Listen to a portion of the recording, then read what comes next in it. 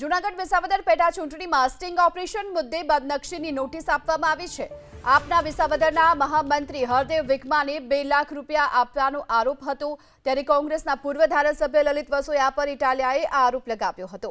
કોંગ્રેસના પૂર્વ ધારાસભ્ય લલિત વસોયાના વકીલે હાલ ગોપાલ ઇટાલિયાને આ અંગે નોટિસ ફટકારી છે અને પુરાવા વગર મીડિયામાં ખોટી બદનામી કરી ઇટાલિયાને 10 કરોડ સપ્તાહમાં ચૂકવવા માટેની નોટિસ અપાઈ।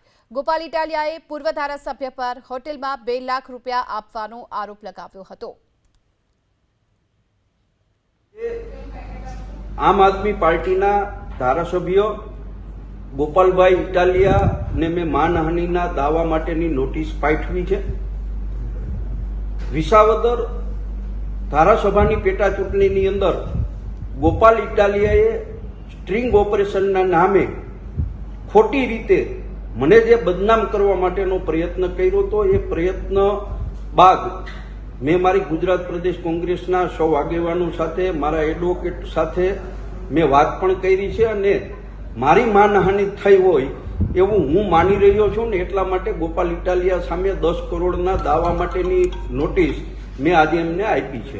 હું પોતે એક વકીલ છું। મારી કોંગ્રેસના મિત્રોને એટલી જ વિનંતી છે કે નોટિસ કરીને વકીલને બીવડાવવાની કોશિશ ન કરો। એ અમારું કામ છે નોટિસ આપવી, એટલે બધા પોતપોતાની જવાબદારી નિભાવે। મને નોટિસ હાથમાં આવશે ત્યારે હું વાંચીને પછી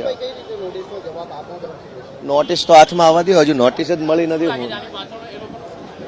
કઈ નહીં ભાઈ, હવે ધંધા વગરના થઈ ગયા છે, નવરા થઈ ગયા છે, કામકાજ કઈ વધ્યું નથી એટલે આ ચાલુ કર્યું છે। હવે ગોપાલ ઇટાલિયાને ખરાબ ચિતરવા માટે, ગોપાલ ઇટાલિયાને બરબાદ કરવા માટે, ગોપાલ ઇટાલિયાને રોકવા માટેના ષડયંત્રો, નોટિસો, ફોટિસો આ બધું ચાલુ થશે। પણ ગોપાલ ઇટાલિયા પહેલાય ડરતો નહોતો, તો હવે તો જનતાએ મને જવાબદારી સોંપી છે, હવે તો કોઈ પ્રશ્ન જ નથી।